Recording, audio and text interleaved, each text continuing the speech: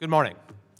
Artificial intelligence has been advancing at such a rapid pace in recent months, weeks, and days that by the end of this hearing, anything we say this morning will probably be outdated. That's perhaps a slight exaggeration, but it is the essential reality. Leading labs continue to put out new models each week, shattering benchmarks, demonstrating incredible capabilities, and pointing towards still greater advancements ahead. Indeed, there does not appear to be any limit to this progress in sight.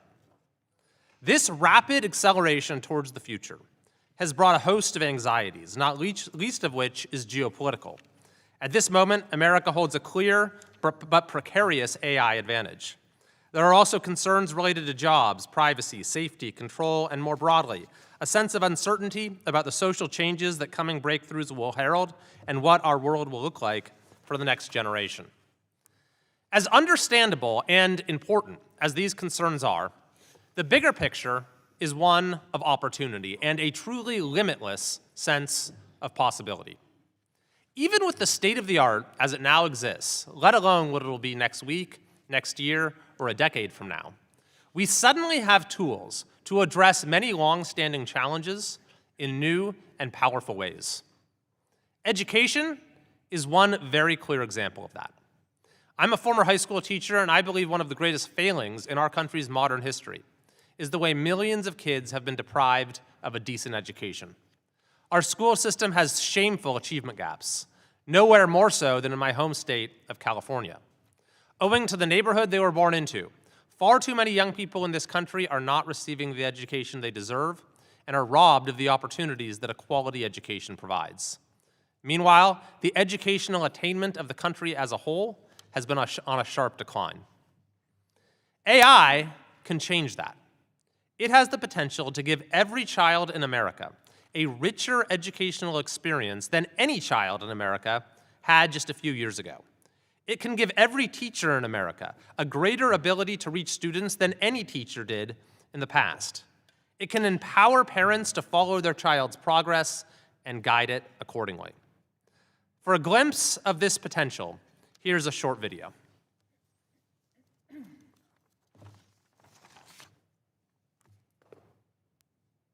One teacher in a classroom of more than 20 students, it may be hard for them to get around to everyone during a class period. But now with the help of this artificial intelligence tool, students are getting more one-on-one tutoring without replacing that human interaction. What was your nonfiction? Catalina Toledo is enjoying the extra set of instructors in her 10th grade reading class at Santa Lucia's High School. It's a tremendous amount of help because it reiterates everything that I've taught them, and then it allows them to go back and forth with it.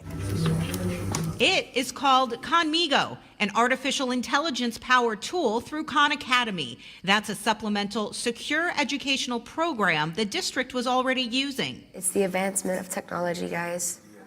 We're living through it. Students like Tiffany Chofie are among the first to use this virtual tutoring program, giving her individual attention. It doesn't give us answers at all. Actually, right now, it's asking me questions about the story, and he's like, oh, what would happen next? Instead of like throwing the answer at me, he's like, let's figure it out together. Let me see what you got. Toledo says diving into the world of AI can be scary and overwhelming at first.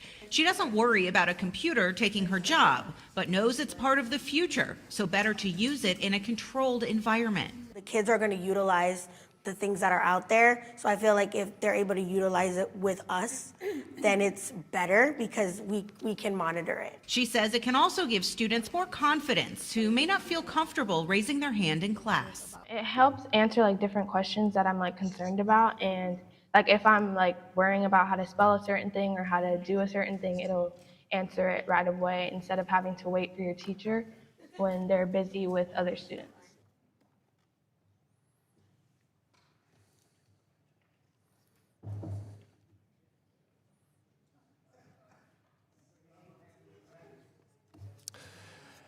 At the most basic level, AI tools like Conmigo from the Khan Academy give every child access to a world-class tutor in any subject.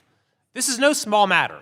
Studies have shown that just a year of high-dosage tutoring can add up to a full 2 years' worth of additional learning gains.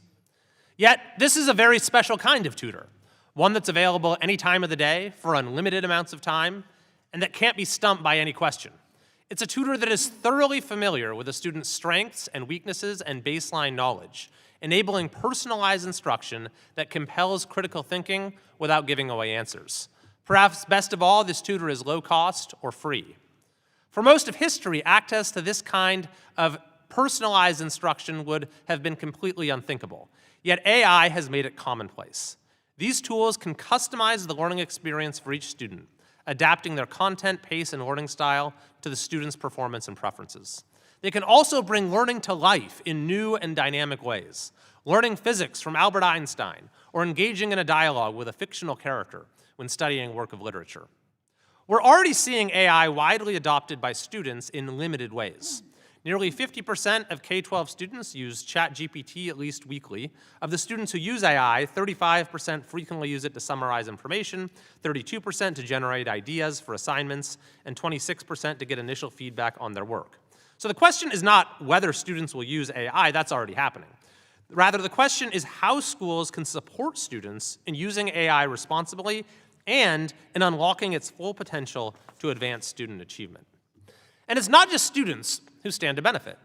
AI can empower teachers and school leaders to fulfill their vision for their classrooms and to connect with students in the highest impact ways. AI tools can help with tasks like lesson planning and grading, and can free teachers to focus on the aspects of education that only a caring human can provide. A recent McKinsey analysis found that AI can save teachers up to 13 hours per week. There are also, of course, risks when it comes to AI usage in the classroom. Recent studies show the ready availability of chatbots has proven an irresistible temptation to many students. Nearly 40% of middle and high school students admitted they used AI without teachers' permission to complete assignments, according to a survey last year. Now, while outright cheating is certainly a concern, the bigger challenge is to be vigilant in assuring AI never becomes a shortcut to avoid engaging in critical thinking, formulating original ideas, and persevering through challenging content. Student privacy is also a crucial issue. District leaders must be thoughtful about the data that gets collected and vigilant about securing that data. We'll hear testimony today about how district leaders and administrators can use AI responsibly without endangering students' rights. And finally, we must be mindful of excessively absorbing students into digital worlds. The negative effects of smartphone use for young people have become impossible to deny. And the last thing we want to do is compound this problem. I suspect the most successful approaches to AI in the classroom will assure human interaction remains fundamental to the educational experience. None of this, I should add, is a call for new mandates at the federal level. Quite the contrary. Education is fundamentally a state and local issue, and the best education solutions emerge when school leaders and teachers are given flexibility to do what's best for their students. This is especially true given the infinite variety of ways AI can be utilized in the classroom and the rapid pace at which it continues to evolve. The purpose of today's hearing is to cast light on the enormous potential that exists. And we can continue to highlight outstanding examples of AI in education throughout the country, so best practices can be shared. We have an excellent witness panel assembled to give us perspective on all of these questions, and I'm looking forward very much to hearing their thoughts.